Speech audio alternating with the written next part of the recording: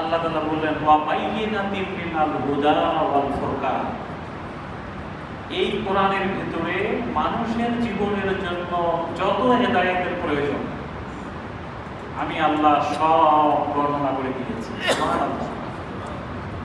ওয়াল ফুরকান, তুমি যদি কোরআনের হেদায়েত প্রাপ্ত হও তাহলে কোরআনের হেদায়েত আর কোরআনের যারা হেদায়েত পাবে না এই দুই গ্রুপকে আল্লাহ তাআলা ভাগ করে ফেলবে। ওয়াল ফুরকান, কোরআন কিন্তু ভাগ করে ফেলতে পারে, একটা কষ্টি পাথর কোরআন।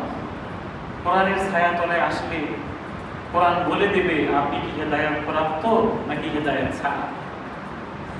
এই জন্য কোরআনকে ফুরকান বলা হয়। সম্মানিত উপস্থিতি, একটা হাদিসে আল্লাহর নবী বলেছেন মান সামা রমাদানা ঈমানান ওয়া ইহতিসাবান গুফিরা লাহু মা তাকাদ্দামা মিন যামবি। আরেকটা হাদিসে আল্লাহ রাসূল বললেন মান সামা রমাদানা ঈমানান ওয়া ইহতিসাবান গুফিরা লাহু মা তাকাদ্দামা মিন যামবি। যে ব্যক্তি দিনের বেলা রোজা থাকবে আর রাতের বেলা কিয়ামুল লাইল করবে। দিনের বেলা কি থাকবে? রোজা। রাতের বেলা কি করবে? কিয়ামুল লাইল। দুইটা শর্ত দিয়েছেন আল্লাহ নবী সাল্লাল্লাহু আলাইহি ওয়াসাল্লাম। শর্ত দুইটা হচ্ছে, এক নম্বর হচ্ছে ঈমান, দুই নম্বর হচ্ছে ইহতিসাব। ঈমানাও ওয়া ইহতিসাব, ঈমানের সাথে এবং ইহতিসাবের সাথে। যদি কেউ দিনের বেলা রোজা থাকে, রাতের বেলা কিয়ামুল লাইল করে, আল্লাহ তাআলা তার জীবনের বর্তমান, অতীত, ভবিষ্যতের সমস্ত গুনাহ মাফ করে দেন। শর্ত কয়টা ভাই? দুইটা। এক নম্বরটা কি? ঈমান, আর দুই নম্বরটা কি? ইহতিসাব। বলেন আমার সাথে, এক নম্বরটা কি? ঈমান, দুই নম্বরটা কি? ইহতিসাব। মজার বিষয় হলো দুইটাই আরবি শব্দ। ঈমানও আরবি শব্দ, ইহতিসাবও আরবি শব্দ। এই কারণে ঈমান ইহতিসাবের সাথে রোজা বলতে কি বোঝায় এটা আমরা ওইভাবে জানার সুযোগ আমাদের হয় না। আমরা গতানুগতিকভাবে সিহরি খেয়েছি, এখন না খেয়ে আছি, আমরা ইফতার করব, তারাবি করব, আবার রাতের বেলা তারাবির পাশাপাশি সিহরি খাবো। সিহরি খাওয়ার আগে এবং পরে 2 রাকাত 4 রাকাত কিয়ামুল লাইল তাহাজ্জুদের নামাজ পড়ব, আবার ফজরের নামাজ পড়ব। এইভাবে আমাদের সময়টা কেটে যাচ্ছে। আমরা যারা ইতিকাফে আছি আমরা জানি মসজিদ থেকে বের হওয়া যাবে না, এখানে বসে হয় ঘুমাবো, না হলে কিছুক্ষণ তেলাওয়াত করবো, জিকির আজকার করবো, 2 রাকাত পারলে 4 রাকাত 6 রাকাত 8 রাকাত নফল নামাজ পড়বো, শেষ।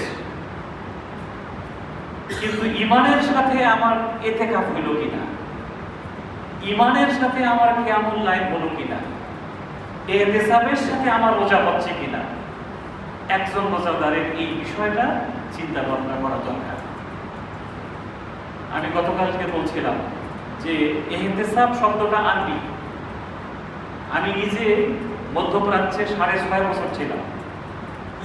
এখানে ব্যাংকের কাজ করতে যে যখন কোনো আরবের মানুষ ব্যাংকের ভেতরে আসতো, আপনারা যারা আরব দেশে ছিলেন তারা জানেন, এসে যদি ব্যাংকের একটা অ্যাকাউন্ট করা লাগে তখন সে বলতো আমাকে একটা হিসাব খুলে দেন। হিসাব, এই হিসাব শব্দটা কিন্তু আরবি শব্দ, হা সিন আলিফ বা, হিসাব। এই হিসাব শব্দটা আরবি শব্দ। এই হিসাব শব্দ থেকেই আসছে ইহতিসাব। হিসাবের বাংলা শব্দটাকে আমরা হিসাব বিজ্ঞান বলি। আমাদের ছেলেমেয়েরা কিন্তু হিসাব বিজ্ঞানে পড়াশোনা করে। এটারই ইংরেজি শব্দটা হচ্ছে অ্যাকাউন্টস, যেটাকে আমরা ইংরেজিতে অ্যাকাউন্টস বলি, এটাকেই বাংলাতে হিসাব বিজ্ঞান বলে, এটাকেই আরবিতে হিসাব বলে। মানে আরবির হিসাব শব্দটা আমরা বাংলা ভাষায় নিয়ে নিয়েছি। যেমন আরবিতে আদালত শব্দটা আসছে, আদালত, যেটা আমরা প্রত্যেক শুক্রবার সানি খুতবায় শুনি, ইন্নাল্লাহা ইয়ামুরু বিল আদল ওয়াল ইহসান ওয়া ইতাইজিল কুরবা ওয়া ইয়ানহা আনিল ফাহশাই ওয়াল মুনকার ওয়াল বাগি ইয়াইজুকুম লাআল্লাকুম। কি মনে পড়ছে? কোরআনে আয়াতটা মনে পড়ছে? এখানে আল্লাহ তাআলা বলতেছেন ইন্নাল্লাহা ইয়ামুরু বিল আদল। এই আদল থেকে আদালত, এই আদালত শব্দটা আমাদের বাংলা ভাষায় ঢুকে গেছে। আমরা কিন্তু আদালত বলি। একইভাবে হিসাব শব্দটাও আমাদের বাংলা ভাষায় ঢুকে গেছে। তাহলে হিসাব মানে হচ্ছে হিসাব করা, অ্যাকাউন্টস করা, ক্যালকুলেশন করা, অ্যাসেসমেন্ট করা, ইভালুয়েট করা, হিসাব নিকাশ করা। পৃথিবীর প্রত্যেকটা মানুষ, সে ছোট্ট পানির দোকানদার হলেও সে কিন্তু প্রত্যেকদিন হিসাব করে। বলেন ঠিক করে কিনা? আমরা ব্যাংকে চাকরি করি, আমি কিন্তু প্রত্যেকদিন আমরা দিন শেষে হিসাব মিলাই যে আমাদের আজকের ইনকাম, এক্সপেন্ডিচার, ডিপোজিট, ইনভেস্টমেন্ট সব মিলল কিনা। প্রত্যেকটা মানুষ দিন শেষে হিসাব না মিলাইলে তার জীবন চলে না। কি বলেন, জীবন চলবে? চলবে না। প্রত্যেকটা মানুষকে দিন শেষে তার হিসাব নিকাশ মিলাইতে হবে। না মিললে সে কি লাভে আছে না লসে আছে বুঝবে না। এই জন্য আল্লাহর নবী এই হাদিসটার মধ্যে বললেন, রোজা থাকো, হিসাব নিকাশ করে থাকো। কেমন হিসাব নিকাশ? ওমর রাদিয়াল্লাহু তাআলা আনহু এই দুনিয়াতেই জান্নাতের সার্টিফিকেট পেয়েছেন। সুবহানাল্লাহ। এই পৃথিবীতে 10 জন জান্নাতের সার্টিফিকেট পেয়েছেন। তার মধ্যে একজনকে হযরত ওমর ইবনুল খাত্তাব রাদিয়াল্লাহু তাআলা। জান্নাতের সার্টিফিকেট দুনিয়াতে পাওয়ার পরেও তিনি মাহে রমজানের শেষে ঈদুল ফিতরের দিন বিছানায় বসে হু হু করে কাঁদছেন। সাহাবায়ে কেরাম বললেন, আমিরুল মুমিনিন কি ব্যাপার? আজকে ঈদের দিন, খুশির দিন, মানুষ নতুন জামা কাপড় পরে ঈদগাহে যাচ্ছে, আপনি কাঁদছেন কেন? হযরত ওমর ওই সাহাবীদেরকে ডাক দিয়ে বললেন, আমি আল্লাহ রাসূলের হাদিস অনুযায়ী হিসাব মিলাইতে পারতেছি না। আল্লাহু আকবার। আমি হিসাব মিলাইতে পারতেছি না, আমার হিসাব মিলতেছে না যে আসলে কি আল্লাহ আমাকে প্রথম 10 দিন তার রহমের চাদরে ঢেকে রেখেছেন? আল্লাহ কি আমার গুনাহ খাতাগুলো মাফ করে দিয়েছেন? আল্লাহ কি আমাকে জাহান্নাম থেকে মুক্ত করে জান্নাত আসলে দিবেন? ওমর যেদিন মারা যান, ওই দিন বিছানায় তিনি কাঁদছেন যে আমি 10 বছর রাষ্ট্রপ্রধান ছিলাম, আমি কি আমার দায়িত্ব ঠিকমতো পালন করতে পারছি? একজন সাহাবী এসে বললেন, আমিরুল মুমিনিন কেন কাঁদছেন আপনি? আপনাকে তো আল্লাহ নবী জান্নাতি বলেছেন। তিনি তার জামার কলার ধরে বললেন, এই তুমি সত্য কথা বলো তো, আল্লাহ নবী কি কথা বলেছে যে আমি জান্নাতি? আমার 10 বছরের শাসনামল তো আমি মিলাতে পারতেছি না যে আমি কি আসলে আল্লাহর জান্নাতি বান্দা হতে পারলাম কিনা। হযরত ওমর দুনিয়াতে আল্লাহর জান্নাতের সার্টিফিকেট পেয়ে যদি ঈদের দিন বিছানায় বসে হু হু করে কাঁদেন, আপনার আমার হিসাব নিকাশটা কোথায়? একটু চিন্তা করে দেখুন, একটু চিন্তা করে দেখুন। তাহলে ইহতিসাব শব্দের অর্থ হচ্ছে হিসাব নিকাশ করা, মিলিয়ে নেওয়া, ক্যালকুলেশন করা, ইভালুয়েট করা যে আল্লাহ যে উদ্দেশ্যে আমাদের উপর রোজা ফরজ করলেন, আমি কি সেই উদ্দেশ্যে রোজা রাখতে পারলাম কিনা।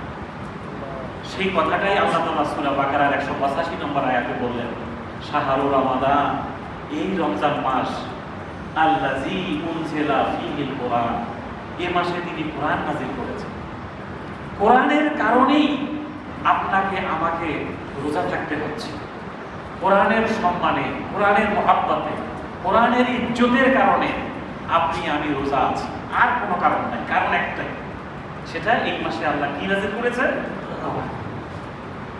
এখন আসেন হিসাব নিকাশ করে দেখি।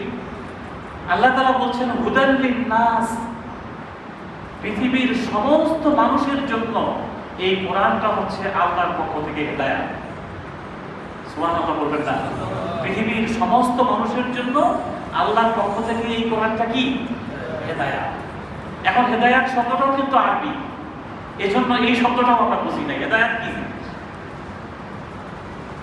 আপনারা সবাই পৃথিবীর যারাই নামাজ পড়ে, প্রত্যেক রাকাত নামাজে সে আল্লাহ তাআলাকে বলে ইহদিনা সিরাতাল মুস্তাকিম, ইহদিনা। রব্বুল আলামিন আমাদেরকে দেখায় দেন, গাইড করেন, পরিচালনা করেন, আমাদেরকে আপনি হেদায়েত দেন। ইহদিনা, এটা কিন্তু একটা খুব আবেগিক কথা। আমরা নামাজ পড়ার সময় কথাটা এইভাবে বলি কিনা আমি জানি না। একজন ফকির যখন হাত পাতে আপনার কাছে, আমার কাছে 10টা টাকা চায়, তার এই পাওয়া চাওয়ার মধ্যে কিন্তু অনেক আবেগ কাজ করে। এটার সঙ্গে তার ক্ষুধা জড়িত, তার দারিদ্রতা জড়িত। বাবা 1 টাকা দাও না, 10 টাকা দাও না। আমরা যখন নামাজে দাঁড়াই তখন কিন্তু আসলে আমরা একজন ফকিরের থেকেও অধম। আমাদের একটাই চাওয়া পাওয়া, রব্বুল আলামিন ইহদিনা ইহদিনা ইহদিনা, তুমি আমাদেরকে দেখায় দাও সিরাতাল মুস্তাকিম, একটি সহজ সরল রাস্তা, হেদায়াত আমাদেরকে দেখায় দাও। কোন রাস্তা? সিরাতাল্লাযীনা আন'আমতা আলাইহিম, ওই রাস্তা যেই রাস্তায় আপনার বান্দারা আপনার নিয়ামত পেয়েছে। কারা? আপনার নবীগণ এই যে নিয়ামত পেয়েছে, আপনার সিদ্দিকীনগণ যে নিয়ামত পেয়েছে, আপনার শহীদগণ যে নিয়ামত পেয়েছে, আপনার খোলাফায়ে রাশিদিনগণ যে নিয়ামত পেয়েছে, ওই নিয়ামতের রাস্তাটা, ওই হেদায়েতের রাস্তাটা কি আপনি আমাদের একটু দেখাই দিবেন? একটু দেখাই দেন। ইহদিনা। নামাজে যখন সূরা ফাতিহা পড়বেন, এই শব্দটার মধ্যে ওইরকম একটা আবেগ থাকা দরকার। ইহদিনা, এটাই আমাদের জীবনের মিশন, এটাই আমাদের ভিশন, এটাই আমাদের চাওয়া পাওয়া, এটাই আমাদের ড্রিম। রব্বুল আলামিন আমাদেরকে হেদায়েতের রাস্তাটা একটু দেখায় দেন। তার কারণ আপনি আমি যদি হেদায়েত না পাই, তাহলে আপনার আমার জীবনের কোনো দাম নাই, কোনো ভ্যালু নাই। হেদায়েত ছাড়া আপনার আমার জীবনের কোনো দাম নাই, 1 পয়সার ভ্যালু নাই। যত কোটি টাকার মালিক আপনি হন না কেন, যত বাড়ির মালিক আপনি হন না কেন, যে কয়টা গাড়ি আপনার থাক না কেন, আপনি যত বড় বিশ্বের একজন প্রভাবশালী ব্যক্তি হন না কেন, আপনার কপালে যদি হেদায়েত না জোটে, আপনার আমার আল্লাহর কাছে 1 পয়সার দাম নাই। এই জন্য আপনার আমার জীবনের কি প্রয়োজন ভাই বলেন তো? হেদায়েত। হেদায়েত, এই হেদায়েতটা হচ্ছে দিক নির্দেশনা, এটা হলো গাইড, এটাকে ইংরেজিতে গাইডেন্স বলে, দিক নির্দেশনা। এটার প্র্যাকটিক্যাল ইউজিং এর বিষয়, যে আমি আমার জীবনটা পরিচালনা করব যে হেদায়েতের মাধ্যমে, যে গাইডলাইন্স ফলো করে। দেখেন সংসদ ভবনে সংসদের স্পিকার কিন্তু বলে যে এই সংসদটা পরিচালিত হবে একটা রুলস এন্ড প্রসিডিউরের মাধ্যমে। এটা একটা গাইডেন্স আছে, নীতি নির্ধারণী আছে, একটা পলিসি আছে। তাহলে পৃথিবীর সব কিছুতে পলিসি থাকে। যারা রোজাদার হবে তাদের জীবনের পলিসি, তাদের জীবনের গাইডেন্স, তাদের জীবনের দিক নির্দেশনা হচ্ছে হেদায়াত। ওই হেদায়াতটাই আল্লাহ বলছেন আমি কোরআনের মধ্যে সব বর্ণনা করে দিয়েছি। সুবহানাল্লাহ। দেখুন হেদায়াতটা আমরা কি বুঝলাম? আল্লাহ তাআলা সূরা জুমারের 23 নম্বর আয়াতে বলেছেন আল্লাহু নাযালা আহসানাল হাদিস। সূরা জুমারে আল্লাহ কোরআনের কথা বলেছেন, 10টা পয়েন্টে কথা বলেছেন। আমি আল্লাহ আমার কোরআনটাকে 1 দিন 2 দিনে না, 1 দিন 2 দিন 1 মাস 6 মাস 23 বছরে আস্তে আস্তে প্রয়োজন মোতাবেক যখন যতটুকু হেদায়াত প্রয়োজন, এই জন্য মানুষের যাতে সহজেই এটাকে অ্যাডাপ্ট করতে পারে, অ্যাকসেপ্ট করতে পারে, এই জন্য আমি আল্লাহ 23 বছর ধরে আমার কোরআনকে নাযিল করেছি। সুবহানাল্লাহ। এটা একটা কোরআনের বৈশিষ্ট্য যে কোরআন আমাদের কাছে 23 বছর ধরে নাযিল হয়েছে, 1 দিন 2 দিনে নাযিল হয়নি। আল্লাহর নবীর 40 বছরের নবুয়তি জীবন থেকে একেবারেই বিদায় হজের দিন আরাফাতের ময়দানে সর্বশেষ 23টা বছর ধরে আল্লাহ তাআলা কোরআন নাযিল করেছে, যাতে করে মানুষ এটা আস্তে আস্তে আস্তে আস্তে গ্রহণ করতে পারে। এটা হলো আহসানুল হাদিস। এরকম হেদায়েতের বই পৃথিবীতে এর থেকে উত্তম কোন লেটেস্ট কোন বই, কোন হেদায়েতের বই আর পৃথিবীতে কেউ ছাপাইতে পারে না। আল্লাহ তাআলা বলছেন লা রাইবা ফীহি, এর মধ্যে কোনো সন্দেহ নাই। একটা জবর যে পেশ শব্দ আপনি ভুল করতে পারবেন না। এটা কিতাবাম মুতাশাবিহা, এই কোরআনের গাঁথুনিটা এত মজবুত যে এটা একটা কম্পিউটারে ঢুকাই দেওয়ার পরে এর কোনো ভুল কেউ বের করতে পারে না। একটা সুপার কম্পিউটার পর্যন্ত বলে দিয়েছে যে এটার মধ্যে একটা জবরজের পেশ শব্দ দিয়ে আল্লাহ তাআলা এত সুন্দর করে এটা গেঁথেছেন যে এটাকে কোনোভাবে পৃথিবীর কিয়ামত পর্যন্ত কেউ একটা অক্ষর সরাইতে পারবে না। আল্লাহ এটা হচ্ছে মাসানি। এই হেদায়েতটা কেমন? মাসানি, কেউ যদি কোরআনের সমাজে বসবাস করে এই সমাজটা এত সুন্দর হয়, ওই সমাজে সে আজীবন থাকতেই চাইবে, এখান থেকে বের হইতে মন চাইবে না। আল্লাহ বারবার থাকতে মন চায়, এটাই হলো কোরআনের সমাজ। এই আয়াতের শেষের দিকে যে আল্লাহ তাআলা বললেন, এরপরে আল্লাহ বললেন তাকশাইরু মিনহু জুলুদ, যদি কেউ কোরআনের উপরে ঈমান আনে তাহলে কোরআনের কথায় তার পশম দাঁড়াতে হবে, কাশিহীনিত হওয়া লাগবে। সুম্মা তালিনু জুলুদুহুম ওয়া কুলুবুহুম ইলা যিকরিল্লাহ, আল্লাহর কোরআনের ভয়ে তার হৃদয় তোলপাড় হবে, কোরআনের ভয়ে সে ময়দানে জাম করবে, কোরআনের জন্য সে অস্থির হয়ে যাবে, এরকম তার হৃদয় তোলপাড় হবে, তার হৃদয় শরীর শিহরিত হবে, জেগে উঠবে সে। আল্লাহ তাআলা ওই আয়াতের শেষের দিকে যে বললেন যালিকা হুদাল্লাহ, এইটাই হচ্ছে আল্লাহর পক্ষ থেকে হিদায়াত। সম্মানিত ভাইরা, হিসাব নিকাশ করে দেখুন আমাদের জীবনে হেদায়াত হিসাবে আমরা কি আল্লাহর কোরআনকে নিতে পেরেছি? শুধুমাত্র তারাবির নামাজে কোরআন খতম করার জন্য কি আল্লাহ পৃথিবীতে কোরআন পাঠিয়েছেন? একটু বুকে হাত দিয়ে চিন্তা করুন। একটা মরা মানুষের পাশে বসে আল্লাহ তাআলার কোরআন খতম করার জন্য কি আল্লাহ কোরআন পৃথিবীতে পাঠিয়েছেন? কোনো অসুস্থ মানুষের জন্য সূরা ইয়াসিন পড়ার জন্য কি আল্লাহ কোরআন পৃথিবীতে পাঠিয়েছেন?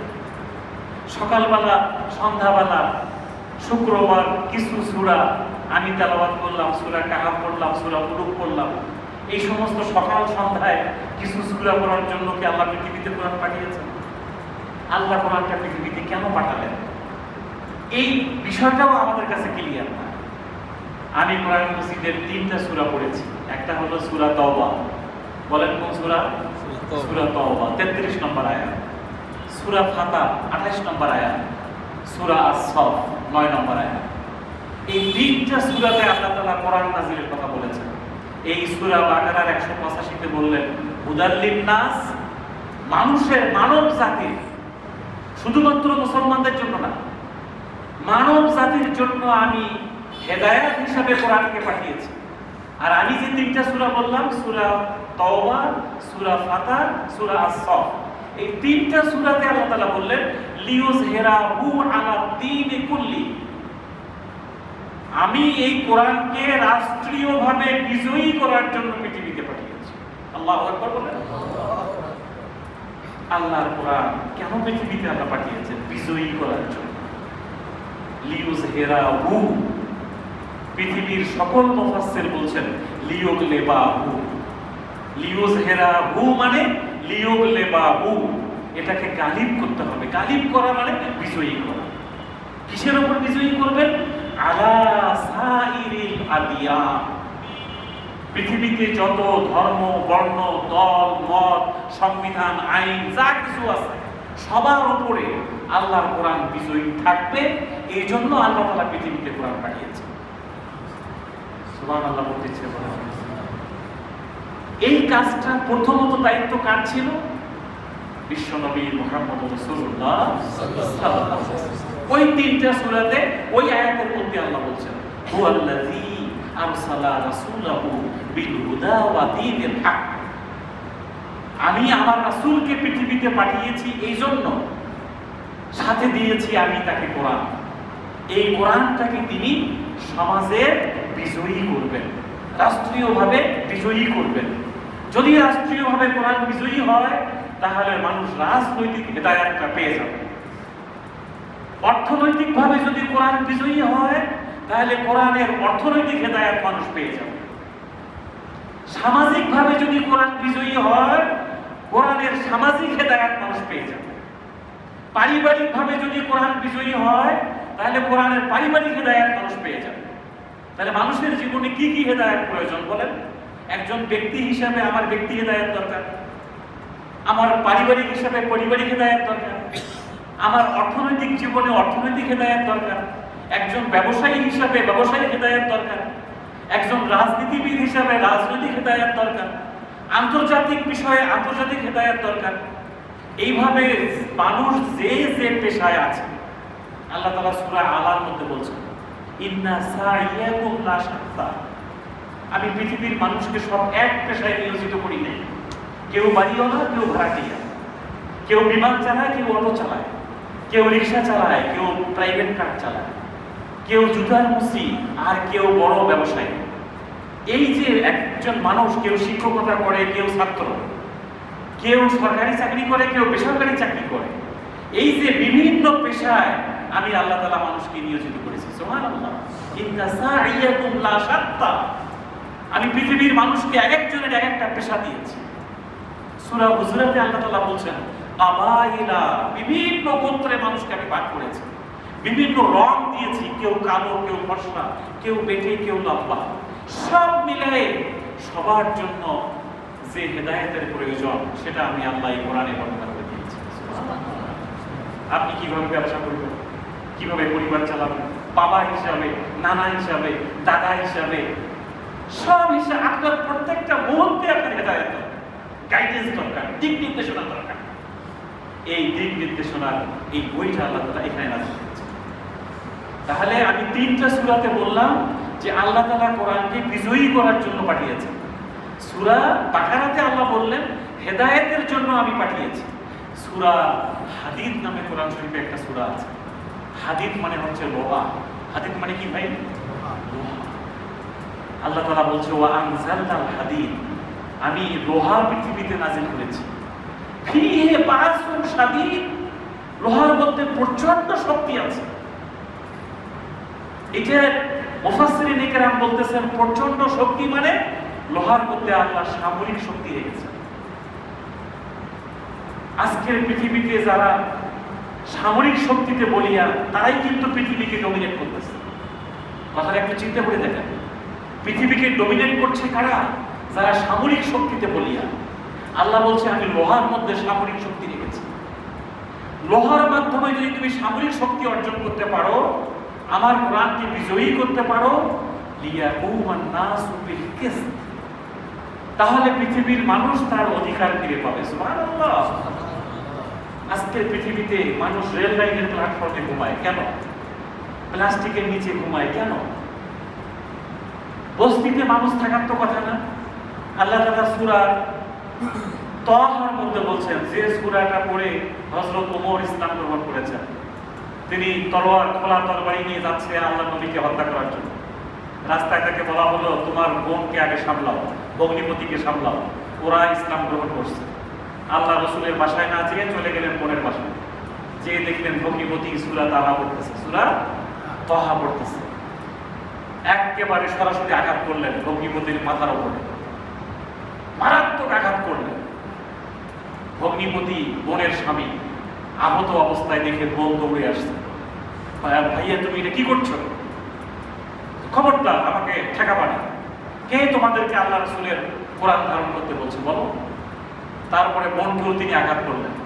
বোনকে রক্তাক্ত অবস্থায় দেখার পরে ভাই তো কিছুক্ষণ পরে স্বাভাবিক হলেন, বললেন যে কি পড়ছিলে একটু আমাকে দেখাও তো। তখন বললেন যে এটা পড়তে হলে পবিত্র হওয়া লাগবে, আগে উযু করে আসো, গোসল করে আসো। উযু গোসল করে আসার পরে একেবারে সূরা তাহা বের করে প্রথম আয়াতটা, মা আনজালনা আলাইকাল কুরআনা লিতাশকা, আমি এই পৃথিবীতে কোরআন এজন্য নাযিল করি নাই যে আমার কোরআন পৃথিবীতে থাকবে অথচ মানুষ কষ্ট পাবে। আল্লাহু আকবার। পৃথিবীতে মানুষ কষ্ট পাবে, আল্লাহ তো এজন্য মানুষকে পৃথিবীতে পাঠায়। না খেয়ে থাকবে, দারিদ্রতায় ভুগবে, বেকারত্ব থাকবে। আল্লাহ বলছে আমি এই জন্য কোরআন পৃথিবীতে পাঠাই নাই, মা আনজালনা, আমি নাযিল করি নাই। আমার কোরআন পৃথিবীতে বিজয়ী থাকলে একজন বেকার যুবক খুঁজে পাওয়া যাবে না। আমার কোরআন পৃথিবীতে বিজয়ী হলে একজন বেকার যুবক খুঁজে পাওয়া যাবে না। এটা আমি ছোট্ট মানুষ, আমরা গবেষণা করে দেখেছি। বাংলাদেশে যদি কোরআন বিজয়ী হয়, উইদিন 5 ইয়ার্স একজন ফকির খুঁজে পাওয়া যাবে। এটা একেবারে আমাদের হিসাব নিকাশ, ক্যালকুলেশন। এই দেশে যে যাকাত ম্যানেজমেন্ট, এই যাকাতটা যদি প্রপারলি রিকভারি করা হয়, আদায় করা হয়, এই যাকাতটা যদি প্রপারলি ডিস্ট্রিবিউশন হয়, আমরা হিসাব করে দেখেছি উইদিন 10 ইয়ার্স বাংলাদেশে একজন ফকির খুঁজে পাওয়া যাবে। একজন বেকার লোক খুঁজে পাওয়া যাবে না। এটা একেবারে ক্যালকুলেশন, একেবারে হিসাব নিকাশ করে আমরা করেছি। ওই যে হিসাব পেয়েতেছাম, এই হিসাব আমাদেরকে করতে হবে। এই হিসাব আমাদের করতে হবে যে আমরা কোরআনের হেদায়েত পাওয়ার জন্য কতটুকু অ্যাক্টিভ হইলাম, কতটুকু আগায় আসলাম। তাহলে মাহে রমজানে একজন রোজাদার হিসাবে আমাদেরকে আত্মসমালোচনা, ইহতিসাব, হিসাব নিকাশ করা দরকার যে আল্লাহ যেন এই কোরআনকে আমাদের হেদায়েতের কিতাব হিসাবে কবুল করেন। আল্লাহ যেন এই কোরআনকে আমাদের দেশের প্রত্যেকটি দিক এবং বিভাগে বিজয়ী করে দেন, যাতে করে আমরা মানবাধিকার প্রতিষ্ঠিত হয়। মানুষ যেন ন্যায় এবং ইনসাফের উপর দাঁড়াইতে পারে, আর মানুষ যেন হেদায়াত হয়। সম্মানিত ভাইরা আমার, হেদায়াত যদি কোরআন না হয়, আল্লাহ তাআলা সূরা জুমারের 23 নম্বর আয়াতের শেষের দিকে যে বলছেন, ওয়ামাই ইউদিলিল্লাহ, যদি তোমার পক্ষে আমার এই কোরআনের হেদায়াত নেওয়ার ভাগ্য না হয়, ফামা লাহু মিনহা, আর কোনো কিছু দিয়ে তোমার কপালে হেদায়াত জুটবে না। সূরা জুমারের 23 নম্বর আয়াত, একবারে শেষের কথা। আল্লাহ বলছেন, আমার কোরআনের হেদায়াত যদি তোমার কপালে না জোটে, তাহলে আর কোনো কিছু দিয়ে তোমার হেদায়াত হবে না, হবে না। আমরা গত 50-100 বছরে শুধু মসজিদুল মুমিনিন আর বেহেশতি জিওর আর কিছু ধর্মীয় বই টই পড়ে হেদায়াত বুঝি। আল্লাহর কোরআন শরীফটার ভেতরে আমরা ঢুকি না। আমি সবাইকে অনুরোধ করব, মাহে রমজানের আজকের এই দিনে আসলে একটু আত্মসমালোচনা করি, হিসাব নিকাশ করি। আমরা এখন থেকে কোরআনের সাগরে সাঁতার কাটবো ইনশাআল্লাহ। আল্লাহ আমাদেরকে কোরআনের সাগরে সাঁতার কাটার তৌফিক দান করুন, কোরআনের ভেতরে আমাদের ঢুকে পড়ার তৌফিক দান করুন। আল্লাহর কোরআনে কি আছে? এই যে আমরা 10টা সূরা পড়ে 5 ওয়াক্ত নামাজ পড়ি, হয় সূরা ফিল পড়ি, না হলে সূরা কুরাইশ পড়ি, না হলে সূরা মাউদ পড়ি, না হলে সূরা কি বলেন কাউসার পড়ি, না হলে আমরা কাফিরুন পড়ি, না হলে সূরা নাসর পড়ি, না হলে সূরা লাহাব পড়ি, না হলে ইখলাস পড়ি, আর না হলে ফালাক, না হলে নাস পড়ি, আর না হলে ইখলাস পড়ি। এই 10টা সূরার ভিতরে কি আমি ঢুকতে পারছি? এই 10টা 11টা সূরা কি আমি বুঝি?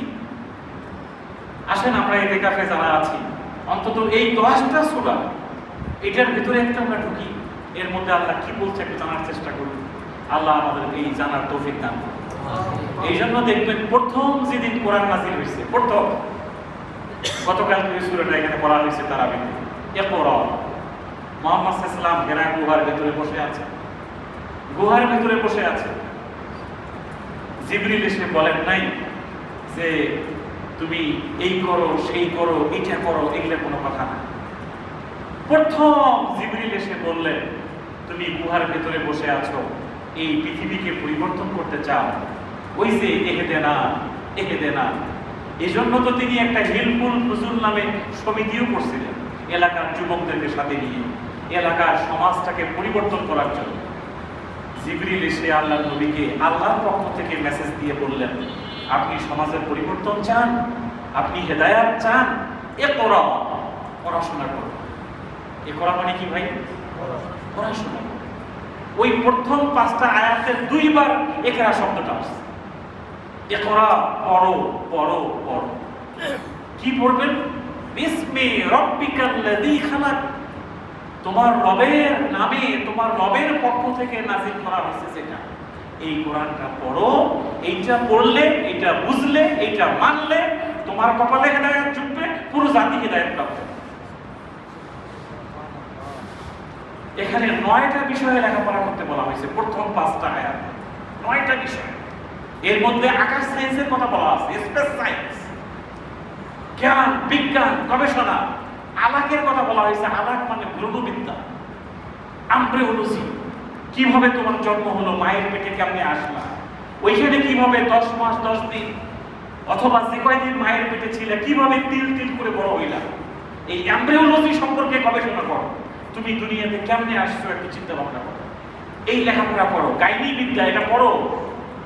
দেখেন ডক্টর মনীষ বুকাইলি, তিনি যখন আল্লাহর কোরআন পড়া শুরু করলেন, তিনি 3 বছর কোরআনের ভুল ধরার জন্য আরবিতে লেখাপড়া করেছেন ফ্রান্সের একটা বিশ্ববিদ্যালয়। সেই ইউনিভার্সিটি থেকে 3 বছর গবেষণা করে আসার পরে কোরআনের ভুল ধরতে চেয়ে যখন তিনি ওই ভ্রূণবিদ্যার আয়াতের মধ্যে গেলেন যে মায়ের পেটে একটা বাচ্চা কিভাবে জন্ম হয়। তিনি বললেন কি ব্যাপার, আজ থেকে 1500 বছর আগে তো গাইনোকোলজি নামে, ভ্রূণবিদ্যা নামে কোনো সায়েন্স এই পৃথিবীতে কেউ আবিষ্কার করে নাই, এটা কোথেকে আসবে? আরো অনেকগুলো আয়াতের গবেষণা করে এই আয়াতের কাছাকাছি সূরা ওয়াজে যখন সে আসলেন, এই আয়াত দেখেই তিনি সাথে সাথে কালেমা পড়ে মুসলমান হয়ে গেলেন। Doctor Morris Bucaille. এই জন্য তার একটা বই আছে, the Quran science and Bible, বইটা আপনি দেখবেন। এটা একটা গবেষণা করা বই। তার সেই বইটা সে বলেছে ফেরাউনের লাশ দেখে সে অবাক হয়ে গেছে যে কি ব্যাপার, একটা পানির ভিতরে উইদাউট, এটা কোনো মিউজিয়ামও না, কিচ্ছু না, এখানে টেম্পারেচার কিভাবে মেনটেন হইলো, কিভাবে এই টেম্পারেচারে পানির ভিতরে একটা মানুষ অবিকল এত বছর ধরে এখানে কোনো পচে গেল না, কেউ খাইলো না, পানির ভিতরে সে অ্যাজ ইট ইজ কিভাবে এখানে সে আছে, এটা কিভাবে সম্ভব? এটা আল্লাহর হুকুম ছাড়া সম্ভব নয়। এটা সে বুঝেই সাথে সাথে কালেমা পড়ে মুসলমান হয়ে গেছে। ফেরাউনের লাশ আর ভ্রূণবিদ্যা, এই দুইটা ইস্যু দেখে ডক্টর মরিস বুকাইলি ইসলাম গ্রহণ করেছে। এই জন্য আমাদেরকে একটু প্লিজ ভাই, একটু আল্লাহর কোরআনটা পড়াশোনা করতে হবে, পড়াশোনা করতে হবে। এটা মাহে রমজানের হিসাব নিকাশ, ক্যালকুলেশন। যে তোমাকে আমি কোরআন দিলাম এই মাসে, তুমি শুধু ওই যে জিজ্ঞেস করবা যে হুজুর ভুল করে এক গ্লাস পানি খেলে কি হবে, ইনসুলিন নিলে কি হবে, ডায়াবেটিস চেক করলে কি হবে, বমি করলে কি হবে, এগুলো তোমার প্রশ্ন। তুমি একবারও জিজ্ঞাসা করলে না যে হুজুর আল্লাহর কোরআনটা না বুঝলে রোজা হবে কিনা, আল্লাহর কোরআনের হেদায়েতটা না নিলে রোজা হবে কিনা, সুদ খাইলে রোজা হবে কিনা, ঘুষ খাইলে রোজা হবে কিনা, দুর্নীতি করলে রোজা হবে কিনা, সন্ত্রাস করলে রোজা হবে কিনা, অন্যের মুখে পিস্তল ধরলে রোজা হবে কিনা, চাঁদাবাজি করলে রোজা হবে কিনা, ওজনে কম দিলে রোজা হবে কিনা, ফরমালিন মিশাইলে রোজা হবে কিনা, ছেলে মেয়েরা বেপরদায় বেড়াইলে রোজা হবে কিনা, এই প্রশ্ন কোনো রোজাদার কোনো হুজুরকে করতেছে না। এই কথা ঠিক না বেঠিক ভাই? অবাক লাগে, অবাক লাগে। ইচ্ছা করে এই প্রশ্নটা কেউ করে না। আজকে আমাদের ছেলে মেয়েরাই তো ঈদের বাজারে অবাধে চলাফেরা করছে, উলঙ্গপনা বেহায়াপনা ছড়াছড়ি। আমাদের রাস্তাঘাটে তো আমাদের ছেলে মেয়েরাই চলাফেরা করছে। এটা কি আপনি হিসাব নিকাশ করে দেখবেন না আমার ছেলে মেয়ে কোথায় মুখ করছে? আমি কি সুদের সাথে আছি কিনা? সুদের ছোট্ট গুনাহ হচ্ছে নিজের মায়ের সাথে ব্যভিচার করা। নাউজুবিল্লাহ। নিজের মায়ের সাথে ব্যভিচার করার গুনাহ করব, আর একদিকে আমি রোজা থাকবো। তাহলে রোজা আর সুদ কি একসাথে চলে? নো। আল্লাহ বলছে সুদ খাচ্ছ মানে আমার সঙ্গে যুদ্ধ করতেছো। তাহলে সুদ, ঘুষ, মদ, জুয়া, চুরি, ডাকাতি, ছিনতাই, ওজনে কম দেওয়া, এগুলো সবই থাকবে, আবার রোজাও থাকবে, এটা হয় না। এই হিসাব নিকাশটা একটু আমাদের করতে হবে। কোথায় সমস্যা আসুন পর্যালোচনা করি, হিসাব নিকাশ করি, ক্যালকুলেশন করি। 2 নম্বর আমি যে কথাটা বলবো, আল্লাহ তাআলা বলছেন যে এই কোরআনের সমাজ কায়েম হলে এখানে যারা জনপ্রতিনিধি হবে, এমপি হবে, মন্ত্রী হবে, ডিসি হবে, এসপি হবে, ওয়ার্ড কমিশনার হবে, মসজিদের মুতওয়াল্লি হবে, সভাপতি হবে, যারা যেখানে পদ পজিশনে থাকবে তাদের একটা গুণ লাগবে। কি লাগবে বলেন তো? গুণ। ওই গুণটার নাম হচ্ছে তাকওয়া। ওই গুণটার নাম কি ভাই? তাকওয়া। একটা কোরআনিক সমাজের জনপ্রতিনিধি যারা হবে তাদের তাকওয়া লাগবে। এই তাকওয়ার ট্রেনিংটা মাহে রমজান আমাদেরকে দিচ্ছে। আল্লাহ বলছে লাআল্লাকুম তাত্তাকুন। তুমি এই দুপুরবেলা কেউ এক গ্লাস পানি দিলে কি আমরা খাবো? কেন খাবো না? আল্লাহকে হারাম করেছেন, আমি এই সময় এক গ্লাস পানি খেতে পারবো না। তা যে আল্লাহকে ভয় করে আপনি এক গ্লাস পানি এখন খাচ্ছেন না, ওই আল্লাহকে ভয় করে বসে খান কিভাবে? শেষ করি। ওই আল্লাহকে ভয় করে আপনি সুদি লেনদেন করেন কিভাবে? ওই আল্লাহকে ভয় করে আপনি গোপনে লেনদেন করেন কিভাবে? আল্লাহ কি তখন দেখবে না? আপনি এই রোজা আপনাকে সেই ট্রেনিংটা দিচ্ছে যে তুমি দুপুরবেলা এক গ্লাস পানি খাচ্ছ না, ভাত খাচ্ছ না, পর্দার আড়ালেও খাচ্ছ না, পানির নিচে ডুব দিয়েও খাচ্ছ না। কেন? যে আল্লাহ দেখতে পান। তাহলে আল্লাহ যদি তোমার পানি খাওয়া দেখতে পারে, ভাত খাওয়া দেখতে পারে, শরবত খাওয়া দেখতে পারে, তাহলে আল্লাহ তাআলা অন্যায়, অপকর্ম, মিথ্যা, ঘুষ, সুদ এগুলোকে আল্লাহ দেখতে পারে না? ওই জায়গাটাতে ট্রেনিং নিতে হবে। এই লিসনটা আমাদেরকে এই রমজান দিচ্ছে। এটাও একটা হিসাব নিকাশ, এটাও একটা ক্যালকুলেশন। যে আমি কি এটা থেকে বাঁচতে পারতেছি কিনা, আমি কি মিথ্যা থেকে বাঁচতে পারলাম কিনা। এই জন্য একটা হাদিসে আল্লাহ নবী বলছেন, ওই সমস্ত লোকদের না খেয়ে থাকার কোনো দরকার নেই যারা জীবনে মিথ্যা এবং মিথ্যার আমল ত্যাগ করতে পারলো। এটা হিসাব নিকাশ গুরুত্বপূর্ণ কথা। মিথ্যা এবং মিথ্যার আমল যারা ত্যাগ করতে পারলো না, এদের না খেয়ে থাকার কোনো দরকার নেই, রাসূলের হাদিস। তাহলে তাকওয়া অর্জন করতে হবে। সূরা আরাফের ৯৬ নম্বর আয়াতে আল্লাহ বলছেন, যদি কোনো সমাজের মানুষ তাকওয়া অর্জন করে, তাকওয়াটা কি জিনিস? সর্বমুহূর্তে সব জায়গায় আল্লাহকে ভয় করে চলবো। কাকে ভয় করে চলবো? আল্লাহকে। আল্লাহকে ভয় করে চলবো। আমি রোজার মাসে ট্রেনিং নিছি, আমি পানি খাবো না। ওই রোজার মাসের বাইরে বাকি ১১টা মাস আমি আল্লাহকে ভয় করব। এই জন্য আল্লাহ তাআলা সূরা আরাফে বলছেন, যদি কোনো সমাজের মানুষ লাউ আন্না আহলুল কুরা আমানু ওয়াত্তাকাউ লা ফাতাহনা আলাইহিম বারাকাতিন মিনাস সামাই ওয়াল আরদ। যদি কোনো সমাজের জনপ্রতিনিধি, সমাজে যারা বিভিন্ন জায়গায় দায় দায়িত্বে আছে, পদ পজিশনে আছে, এরা সবাই যদি চিন্তা ভাবনা করে যে আমরা তাকওয়ার ভিত্তিতে আমাদের জীবনটা পরিচালনা করব, আমি আল্লাহ সেই জাতির জন্য আসমান এবং জমিনের উন্নয়নের বরকতের সকল দরজা উন্মুক্ত করে দিই। লা ফাতাহনা আলাইহিম বারাকাতিন মিনাস সামাই ওয়াল আরদ। আসমান এবং জমিনের বরকতের উন্নয়নের সকল দরজা আমি উন্মুক্ত করে দিই। যদি সমাজের সকল দিক এবং বিভাগে যারা যেখানে দায় দায়িত্বে আছেন সবাই মিলে যদি একটা সিদ্ধান্ত নেয় যে আমরা তাকওয়ার ভিত্তিতে চলব, আল্লাহকে ভয় করে চলব, আর আমাদের এই কোরআনটাকে আমরা কিছুই করব, তাহলে আমি সেই জাতির জন্য আর কোনো অভাব থাকবে না। আমি বরকতের উন্নয়নের দরজা উন্মুক্ত করে দেব। আসুন আল্লাহ তাআলা আমাদেরকে আজকের এই দিনে ক্যালকুলেশন করে তাকওয়ার গুণে গুণান্বিত হওয়ার তৌফিক দান করুন। তাকওয়ার আরেকটা বৈশিষ্ট্য দেখেন, সূরা বাকারার একবারই প্রথম আলিফ লাম মিম, পরের আয়াতটা কি? যালিকাল কিতাব লা রাইবা ফীহি হুদাল লিল মুত্তাকিন। আল্লাহ বলছেন, তুমি যদি এই কোরআন থেকে হিদায়াত পেতে চাও, তোমার তাকওয়ার গুণ লাগবে, মুত্তাকি হওয়া লাগবে। তাকওয়ার গুণ ছাড়া কোরআনে হিদায়াত পাওয়া যাবে না। মজার কথা দেখেন, আল্লাহ তাআলা কোরআন পাঠাইছেন পৃথিবীর সব মানুষের জন্য, কিন্তু কোরআনের হিদায়াত পাবে কে? যে তাকওয়ার গুণে গুণান্বিত হবে। তাকওয়াটা এমন গুরুত্বপূর্ণ জিনিস, এটা ছাড়া কোরআনে হিদায়াত পাওয়া যাবে না। হুদাল লিল মুত্তাকিন। আবার দেখেন, আপনার আমার এই জীবন যেদিন শেষ হয়ে যাবে, আমরা কবরে চলে যাব, আমাদের সবার চাওয়া পাওয়া কি আল্লাহর জান্নাত না? কি বলেন, আল্লাহর জান্নাত না? আল্লাহ তাআলা সূরা আলে ইমরানে বলছেন, ফাসারিউ ইলা মাগফিরাতিন মিন রাব্বিকুম ওয়া জান্নাতিন আরদুহাস সামাওয়াতু ওয়াল আরদ উইদ্দাত লিল মুত্তাকিন। এই কোরআন বিজয়ের জন্য দৌড়াও। এখানে যত দৌড়াবা, আমি আল্লাহ তোমার গুনাহটা মাফ করে দেব। সুবহানাল্লাহ। এই রাস্তার মাথায় রয়েছে আমার ক্ষমা। এই কাজ করতে করতে তোমার জীবন যদি শেষ হয়ে যায়, আমি আল্লাহ তোমাকে এমন একটা জান্নাতে প্রবেশ করাবো যে জান্নাতের পরিধি, দৈর্ঘ্য না কিন্তু পরিধি, আমাদের এই খালটা এদিক দিয়ে পার হইতে কতটুকু, আর লম্বা কিন্তু অনেক বেশি, তাই না?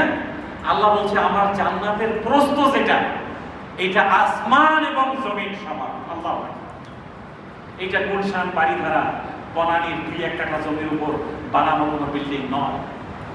এটা শুধুমাত্র প্রস্থ, আমার জান্নাতের পরিধি আসমান এবং জমিন সমান। তুমি ওই জান্নাতে প্রবেশ করতে চাও? উইদ্দাত লিল মুত্তাকিন। আমি এই জান্নাত বানিয়েছি তাকওয়ার গুণে যারা চরিত্রবান তাদের জন্য। আল্লাহু আকবার বলবেন না? তাহলে তাকওয়ার প্রয়োজন জান্নাতে যেতে চাইলে। সূরা মারিয়াম পড়ে দেখেন, সূরা মারিয়াম আল্লাহ বলছে, তিলকাল জান্নাত, এটা সেই জান্নাত আল্লাতী নুরিসু মিন ইবাদিনা, আমি এই জান্নাতকে আমার বান্দাদের জন্য ওয়ারিশ বানাই দেব। আল্লাহু আকবার। কারা? মান কানা তাকিয়া, যারা তাকওয়ার চরিত্র অর্জন করবে। আমি তো মনে করি একটা থানা শহরে থানার যেটা মসজিদ, ওই মসজিদের ইমামের থেকে যিনি থানার ওসি, তার বেশি তাকওয়ার প্রয়োজন, তার হ্যান্ডেল বেশি, তার ভলিউম বেশি। সমাজে যে যত বেশি ভলিউম হ্যান্ডেল করে, তার তত বেশি তাকওয়ার প্রয়োজন, তত বেশি আল্লাহর ভীতি প্রয়োজন। একজন ডিসি থেকে, একজন জেলা পর্যায়ের একজন ইমামের থেকে জেলার যিনি ডিসি, তার বেশি তাকওয়ার প্রয়োজন। তার দায় দায়িত্ব বেশি, তার পদ প্রতিষ্ঠান বেশি, তার টাকা পয়সার লেনদেন বেশি। এই জন্য সমাজের রন্ধ্রে রন্ধ্রে আমাদের তাকওয়ার চরিত্রবান লোকেরা দরকার। এই জন্য আল্লাহ বলছে এরা তাকওয়ার চরিত্র অর্জন করলে আমি এদেরকে সমাজটাকে উন্নত করে দেব। 2 নম্বর এদের আমি কোরআনের হেদায়েত দান করব। 3 নম্বর এদেরকে আমার জান্নাতে প্রবেশ করাবো। সুবহানাল্লাহ। তাহলে নাম্বার 1 কোরআন, নাম্বার 2 কোরআনের জন্য তাকওয়া লাগবে। একেবারেই শেষ করে দিই, যারা আমরা ইতিকাফে আছি, আমরা যারা এই মসজিদে নামাজ পড়ি, এই ইতিকাফের একটা অন্যতম শিক্ষা আল্লাহ তাআলা এখানে বলছেন, ওয়া আনতুম আকিফুনা ফিল মাসাজিদ। তোমরা যারা মসজিদে ইতিকাফে থাকো, এই ইতিকাফে থাকার সময় খেয়াল করো তোমার প্রত্যেকটা ঘন্টা মিনিট কি কাজে ব্যয় হচ্ছে, কি কাজে ব্যয় হচ্ছে, ক্যালকুলেশন করো। এটাকে একটা ওয়ার্কশপ হিসেবে নাও, ট্রেনিং হিসেবে নাও, লেসন হিসেবে নাও, যে তোমার এখানে প্রত্যেকটা মুহূর্ত কিভাবে কিভাবে ব্যয় হচ্ছে। এরপরে এইখানে তুমি কে, বাড়িওয়ালা না ভাড়াটিয়া? কোনো বাড়িওয়ালাকে ভাড়াটিয়াকে বলতে পারবে যে আপনি কেন আমার পাশে দাঁড়াইছেন, বের হয়ে যান? এ কথা কেউ বলতে পারবে না। কোনো মন্ত্রী সাহেবকে তার ড্রাইভারকে বলতে পারবে যে বের হয়ে যাও, তুমি আমার ড্রাইভার, আমার পাশে দাঁড়াইছো কেন? না।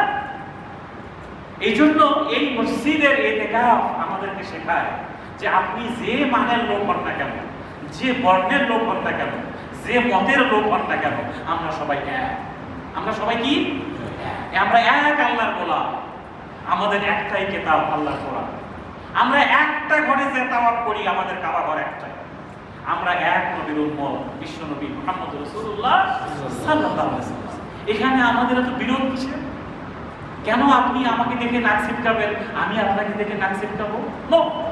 এই ইতিকাফের অন্যতম শিক্ষা, তোমরা এক আল্লাহর গোলাম, তোমরা এক ঘরে তাওয়াফ করো, তোমরা এক রাসূলের উম্মাহ, তোমরা এক কিতাবের অনুসারী, তোমরা এক জান্নাতেই যাবে।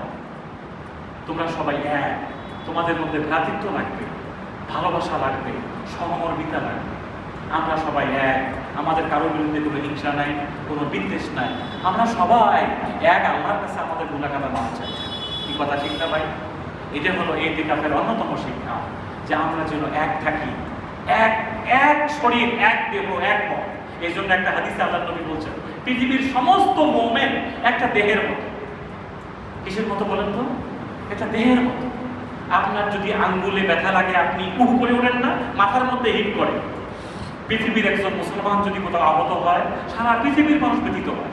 আমার ভাইটা অমুক জায়গায় গুলিবিদ্ধ হয়েছে, অমুক জায়গায় বম্বিং হয়েছে, আমার একজন ভাই চলে গেছে, এই জন্য আমার আফসোস থাকতে হবে। রাসূল বলছে পৃথিবীর সব মানুষ এক দেহের মতো, একটা বডি। তোমার একটা বডিতে কোথাও আঘাত পাইলে যেমন তুমি তোমার পুরো শরীরে তোলপাড় হয়, একইভাবে পৃথিবীর সব মুসলমান তোমরা এক। আল্লাহ তাআলা ইতিকাফের এই শিক্ষাটা আমাদের জীবনে বাস্তবায়ন করার তৌফিক দান করুন। সর্বশেষ কথাটা বলি, শেষ করি। আমরা ঈদের দিন যাবো আমরা ঈদগাহে। আল্লাহ তাআলা সূরা বাকারার 185 নম্বর আয়াতে বলেছেন, ওয়ালিতুকাব্বিরুল্লাহা আলা মা হাদাকুম। তুমি যে এই 30 দিন বা 29 দিন রমজান মাসে আমার কোরআনের হেদায়েত পাইলা, এই হেদায়েতের উপর দাঁড়িয়ে ঈদের দিন তুমি তাকবীর দাও। কি তাকবীর দিবা? আল্লাহু আকবার, আল্লাহু আকবার, লা ইলাহা ইল্লাল্লাহ, আল্লাহু আকবার, আল্লাহু আকবার, ওয়ালিল্লাহিল হামদ। এই তাকবীর দেব না আমরা সবাই? এটা কিন্তু শুধু তাকবীর না, এটা একটা বিশাল ঘোষণা। আল্লাহু আকবার, আমি আল্লাহকে ভয় করি। আল্লাহ সবচেয়ে বড়, আল্লাহ মহান।